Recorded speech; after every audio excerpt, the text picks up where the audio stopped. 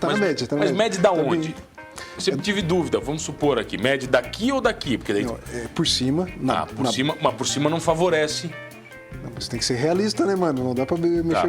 Por baixo. Não é por baixo. Por baixo dá uma melhorada, doutor. Tu ganha uns 3 centímetros medido É por que baixo. olhar de baixo pra cima parece que é maior, né? Não, claro. Os recursos dos filmes, né? Eles sempre filmam de baixo. É recurso realmente de câmera. Sim. Vocês que são da área aí entendem, né? Mas na prática não é. É Então, por cima mesmo. Mede por cima. Isso, bota a régua na base do pubis e vai até a ponta, que é até o meato ali, a gente mede. Mede.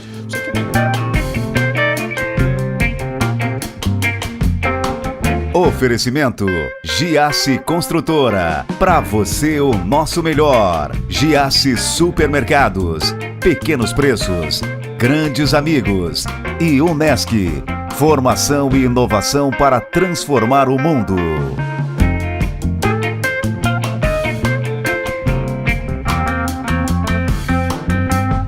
Ele é médico, urologista e retorna ao Humanos Talk Show em novembro para lembrar você de algo muito importante.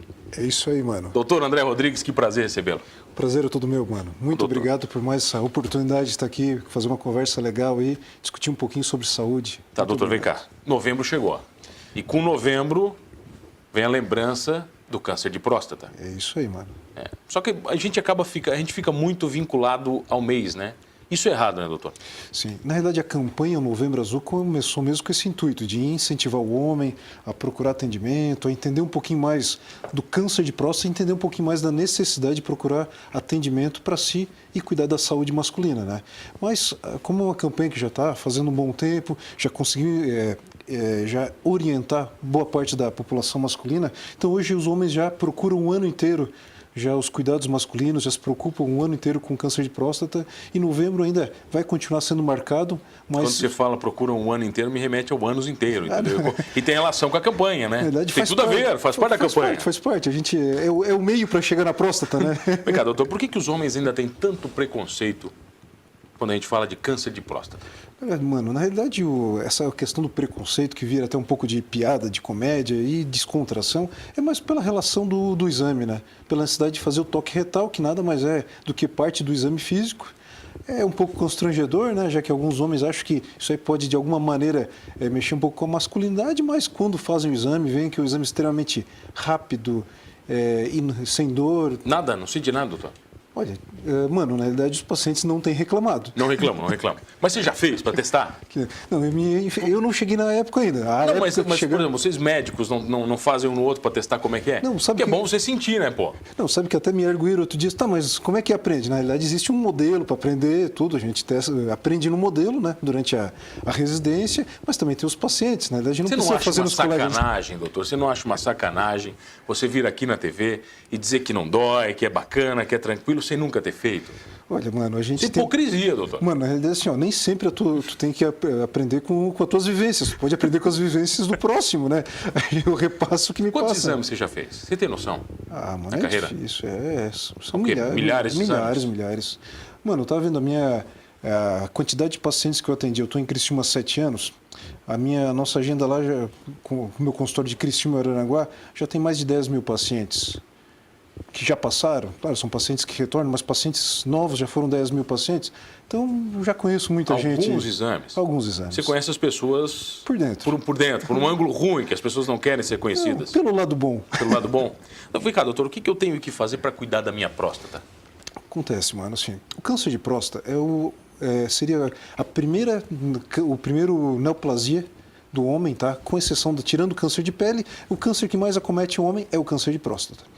Nós sabemos que o câncer de próstata ele tende a ter a prevalência dele aumenta conforme o homem envelhece. Então existem alguns critérios, tá? Aí o senhor fala assim, mas o que eu vou fazer para poder prevenir?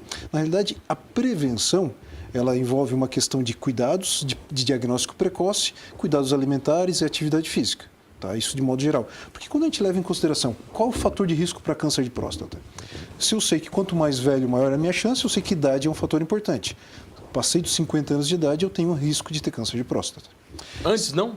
Ou é raro? É raro, tá? Pode ter, entre 40 e 50 anos existem casos, mas é extremamente raro. Se eu tenho um familiar de primeiro grau, meu pai ou irmão com câncer de próstata, eu tenho 2 vezes um risco maior de ter câncer de próstata. Então eu tenho que começar a partir dos 45 anos de idade. Já me cuidar antes. Fazer o PSA, que é um exame de sangue, e fazer o toque retal. Se eu sou de raça negra, também a partir dos 45 anos, porque a raça negra tem 4 vezes mais chance de câncer de Tem próstata. mais prevalência? Sim, do que os caucasianos, tá? Obesos, ainda bem que tu não tá mais nesse... Agora eu não sou mais. Tu não é mais, né, maninho? Então tu pode ficar com os 40. Se tu engordar de novo, tu Não, vai eu tô pros gordo 45. ainda, mas não tô obeso, né? Então, Tô gordo ainda, mas... A emagrecendo te fez bem. Fez bem. Te deu 5 anos de folga. Entendeu? Me tirou da lista? Tirou. Por um tempinho só. Tá. Então, assim, na verdade, viu-se que... principalmente na cultura ocidental, que a gente tem um consumo maior de carnes, gordura animal, tem uma prevalência maior de câncer de próstata do que nos países que têm uma comida, principalmente os países mais orientais, que tem uma comida com menos ingesta de gorduras animais e proteínas. Tem algum alimento, por exemplo, que é bom? Assim, muito se fala no consumo de tomate, alimentos que têm leucopeno, mas nenhum estudo realmente mostrou, não, é realmente eficaz e previne. Todo mundo fala do açafrão, que o açafrão é a melhor comida do mundo. É muito comum, paciente, porque como açafrão, eu faço chá de açafrão que melhora a próstata. De forma científica, não tem nada que prove que seja melhor. Por isso que eu digo, se tiver uma alimentação de qualidade e for uma alimentação boa, tá ótimo. Tá, doutor, eu li na web, e se tá na web é verdade. Não há dúvida, né? Tá na web é verdade, que se você se masturbar 21 vezes por dia, ajuda no tratamento da próstata. Melhor não? Isso é verdade, eu li uma matéria. Não, isso aí é tão verdade que nem aquele rapaz lá que se masturbou 42 vezes e morreu, né? Tá, mas não... A gente sabe que o limite é 41, né, mano? Eu não passo, né? Eu vou até 41, mas isso não tem relação nenhuma? Não, mano, não. Nenhuma masturbação com Não, e a é muito prevenção? comum, até eles vêm e perguntam, doutor, mas a masturbar ou não, causa assim, não. Então eu digo assim, olha, então determinadas Até porque podia vocações, vamos dizer uma vocação específica lá, o paciente opta por ser padre e tal, teoricamente às vezes não vai acabar se masturbando. Aí eu vou dizer, a chance seria maior? Não é maior, a incidência é a mesma. Até porque isso aí poderia ser desculpa para os maridos, né? Para a mulher, dizer, olha, isso aqui foi indicação médica, meu amor, me desculpa, eu tenho que fazer meu tratamento agora, eu já volto. Não tem. Existem outros grandes mitos? Olha, com relação à próstata, essa questão da masturbação é muito comum, mas pode ser que alguns queiram só um subterfúgio para poder usar mais, mas tá liberado, pode usar, isso é bom, faz parte. Tá, em relação também, eu já ouvi falar que em casais gays é menor devido ao sexo anal. Isso é verdade ou não? Não, isso é mentira. É mentira também? Não tem nenhuma relação? Nada. Isso não tem nenhuma relação. Falando disso, mano, como sempre as histórias da vida, não, né? por que você apontou o dedo para mim? Eu fico preocupado quando você aponta o dedo para mim. É o direito. Tá, o direito. O esquerdo é só para sinalizar, mas o direito é o do exame. Tá, beleza. Uma vez um casal, né, que foi no consultório, preocupado, tá? Um casal homossexual, tá? Vivendo bem e tal. E aí o parceiro disse, olha, doutor, eu trouxe ele porque eu estou preocupado. Por quê? Porque a gente estava namorando e tal, e na penetração eu senti alguma coisa errada na próstata dele. Eu disse, olha, pô, vamos ver, né? É uma indicação. Mas estava errado. Não, mas estava errado? Estava errado. Foi só um sentimento? Foi só um sentimento. Nenhum. Foi errôneo. Esses mitos, eles prejudicam a ação do médico, doutor? Mano, assim, ó, eu acho que assim, o mito ele tem que ser desvendado, tu tem que ir no médico para realmente ser desmistificado, né? Mas é bom que assim, pelo menos tu toca no assunto. Então, quando tu toca num assunto, mesmo que seja um mito, mesmo que seja na brincadeira, tu pelo menos está conscientizando a pessoa de que realmente tem alguma coisa ali que tem que ser avaliada.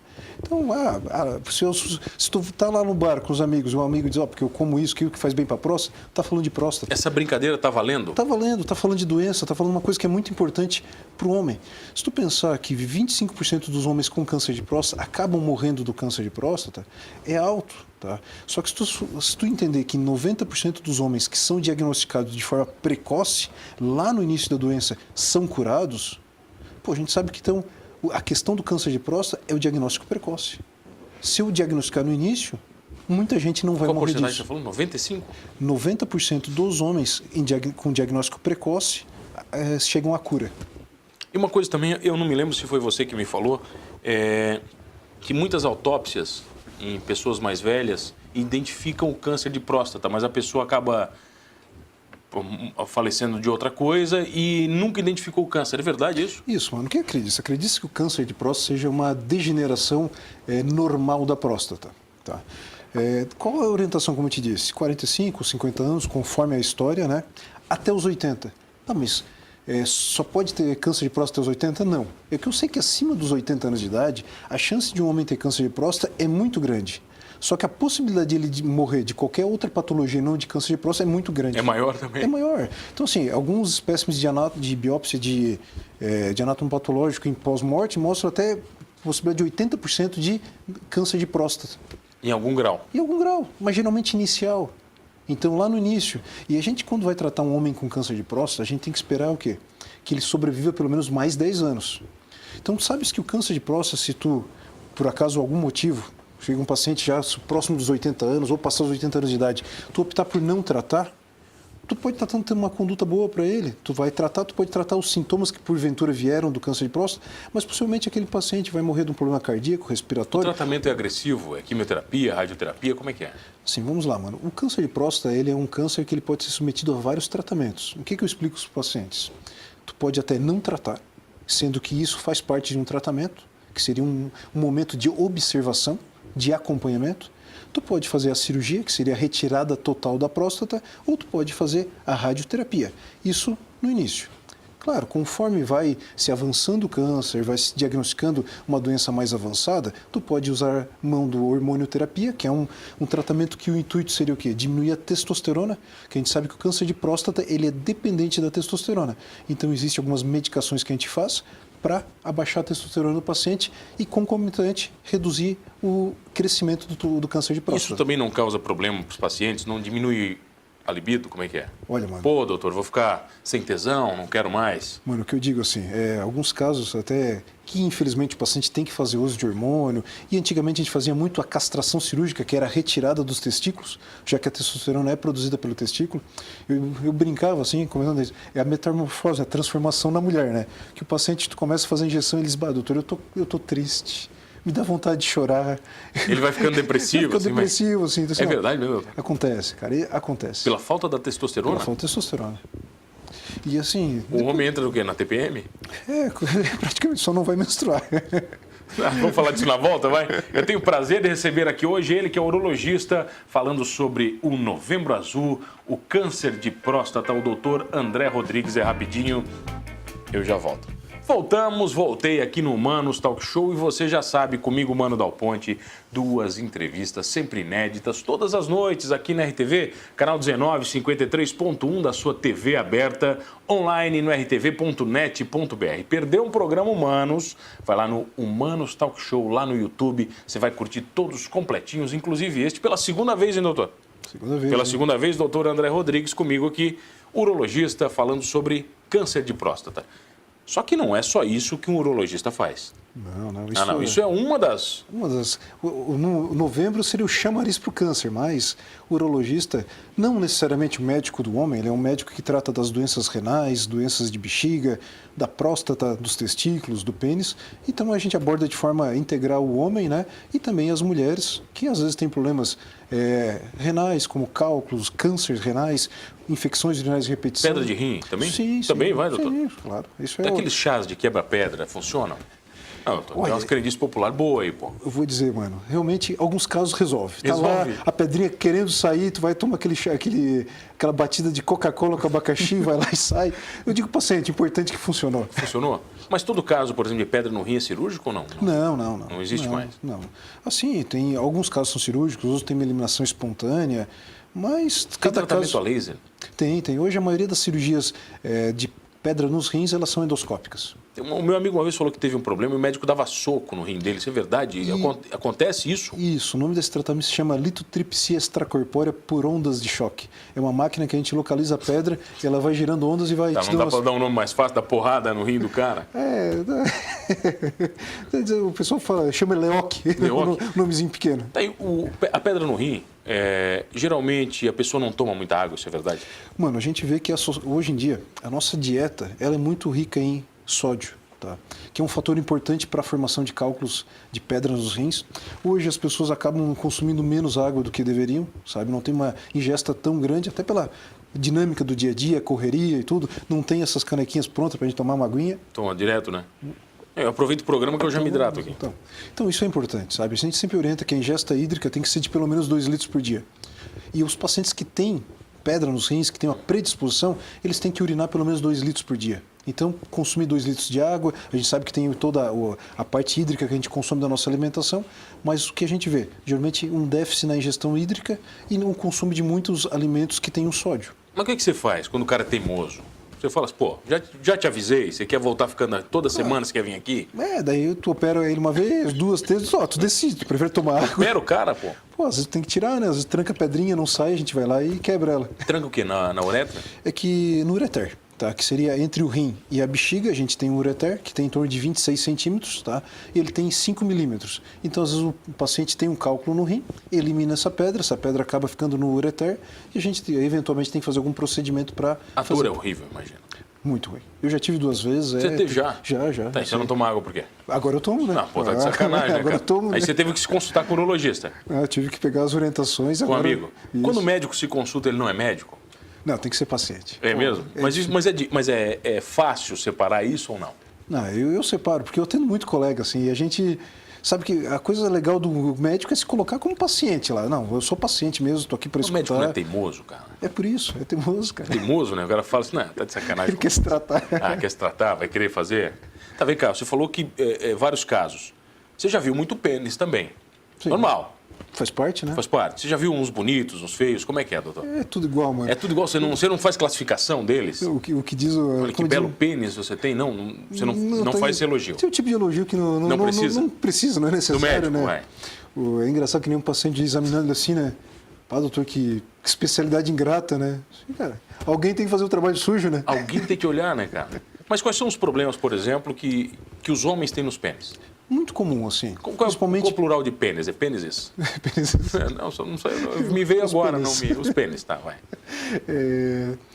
Principalmente começa a esquentar, umidade, tudo. Começa a dar as candidíases, as balas no post-its, que são infecções fúngicas da glande, da cabeça do pênis e do prepúcio. Isso é muito comum. Normal? Muito comum. Mas o quê? Por falta de higiene ou pelo calor? Não, pelo calor. Porque como fica ali o prepúcio recobrindo a glande, é um local quente, úmido, propício para a proliferação dos fungos. E às vezes o cara passa no dia a dia batido ali, realmente às vezes tem um déficit na questão da higiene, e acaba sendo muito frequente isso. Que daí a gente faz tratamento geralmente com medicação via oral ou tópico e resolve. Você falou de outro caso que me lembrou agora. Eu sei que existe uma divisão científica entre fazer circuncisão ou não fazer. Isso divide até os médicos, né? O que acontece? A gente tem a questão das culturas judaicas, geralmente fazem já logo após o nascimento. O que os estudos mostram? O paciente que faz a circuncisão, que a gente tecnicamente chama de postectomia, geralmente tem uma tendência a menor a contrair DST durante a sua vida, tá? Claro que o paciente que fez isso possivelmente não vai sofrer dessas balas no post-its, que são essas infecções fúngicas, né? Então tem alguns benefícios, mas assim... não aumenta. Não aumenta. Não. Mais uma vez tu me pergunta... Não aumenta, não. Mano, não mudou. Daquela época para agora não mudou nada a medicina, doutor. Não mudou, não melhorou. Não evoluiu. A medicina na urologia dá para aumentar evoluiu. o pênis, doutor? Existem casos que... Porque tem homens que estão assistindo que não tem esse problema, mas tem homens que infelizmente têm. Sim.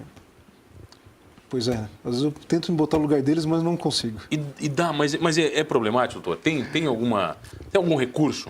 Não, vamos lá, mano. De forma bem honesta, assim, tem algumas cirurgias que a gente faz para aumento peniano, que seriam pacientes com micropênis. Às vezes pacientes com pênis com menos de 7 centímetros. Estou tentando rir, mas desculpa. Com menos de 7 centímetros, com as indicações... Você não ri na hora que você está consultando o cara. Isso é normal, né? Pra normal. Mim, não. Tá. Apesar de eu gostar de descontrair na consulta, também a seriedade é em primeiro lugar. Você tem que saber, pô. Então, assim, tem alguns casos que a gente faz algumas cirurgias, tá? Que a gente faz libera os ligamentos penianos, tudo. Mas, assim, de forma honesta, vamos fazer uma cirurgia para aumentar o pênis... Não existe. Então, mas aumenta que 1 centímetro, 2, 3? Às vezes você consegue ganhar 2 centímetros. Quando a gente vai lá e solta os ligamentos suspensores do pênis, o que acontece? O paciente vai ter um aumento do tamanho peniano, porque ele não vai mais ficar fixado no pubis. Aqueles e-mails que eu recebo, não... Aquilo, acho que é mentira, hein? Não, é mentira. Não funciona nenhum. Aqueles chás mágicos... Pílulas, não funciona. Vez eu vi um aparelho, doutor, colocava, que esticava todo dia 1 milímetro. Sabe que assim, mano, não vou dizer que eu não uso os aparelhos por alguns determinados motivos. Às vezes a gente faz uma cirurgia para um problema chamado Peyronie, que no pós-operatório a gente tem que usar esses extensores, porque senão tem uma característica de retrair o pênis. É um extensor mesmo? É um extensor. A gente tem o extensor, tem as bombas penianas. Nada disso vai aumentar o pênis, tá? Mas a gente pode ali naquele momento no pós-operatório só manter o tamanho normal dele e resolver. Mas o que a gente vê habitualmente, né? O paciente começa a ter mais idade, que começa a ter menos ereção, que começa a ter menos relação, a gente também vê uma diminuição do tamanho... Vou tomar tua água aqui. À vontade aí. Não quero ter pedra no rim. Escovei os dentes antes, tá liberado. Então tu vê que ele começa a ter uma diminuição do tamanho peniano. Tá? É normal com a idade? Sim, os homens vão tendo uma atrofia peniana mesmo. Então não é incomum dizer, pô, doutor... Eu achei que aumentava com o tempo, a gravidade, doutor. Não, achei que ela puxava natural. O saco, a bolsa escrotal puxa. Vai, ali vai. A bolsa puxa. Aumenta muito, vai até o joelho mesmo?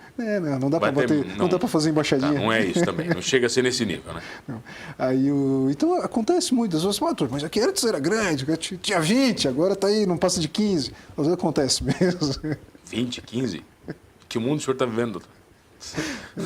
Mano, que mundo é esse, doutor? A média brasileira é 14, mano. Então, a média brasileira é 14? 14. 14, aí o cara tá bem. Aí tá bem. Não, ele tá na média. Tá na mas média. mede da tá onde? Bem. Eu sempre tive dúvida, vamos supor aqui, mede daqui ou daqui? Porque daí... Não, é por cima. Cima, mas por cima não favorece. Não, mas tem que ser realista, né, mano? Não dá pra mexer... Por baixo. Não é por baixo. Por baixo dá uma melhorada, doutor. Tu ganha uns 3 centímetros medindo por baixo. Olhar de baixo pra cima parece que é maior, né? Não, claro. Bom. Os recursos dos filmes, né? Eles sempre filmam de baixo. É recurso realmente de câmera. Sim. Vocês que são da área entendem, né? Mas na prática não é. É então, por cima mesmo. Mede por cima. Isso, bota a régua na base do pubis e vai até a ponta, que é até o meato ali, a gente mede.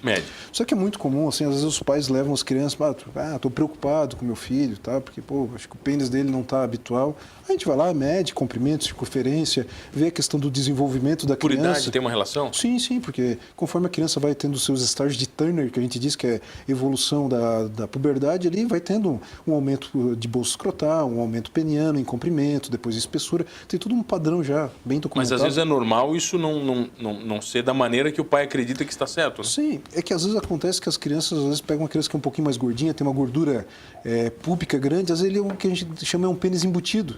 Tu vai lá, tu faz a medição conforme tem que ser, o tamanho do pênis... Tá escondidinho ali. Tá, mas tá guardadinho ali, né? Tem que emagrecer. É o único jeito. O único jeito. Doutor. Não aumentou depois que tu emagreceu? Imagina. Então... Depende de onde mediu, né? Doutor, obrigado pela presença. Que prazer lhe receber mais uma vez. Prazer é todo meu. Deixa o recado pessoal. Novembro tá aí, os homens têm que se cuidar. Na câmera 1. Câmera 1, vamos lá. Novembro azul chegando mais uma vez para conscientizar o homem da necessidade de se cuidar, de cuidar de si para poder cuidar dos seus entes queridos, seus familiares. Então, o homem que se ama, ele se cuida. Doutor André Rodrigues, urologista, muito obrigado pela presença e obrigado a você que está comigo todas as noites. Não esqueça de uma coisa, hein? Se cuidando ou não, medindo por cima ou por baixo, somos todos humanos.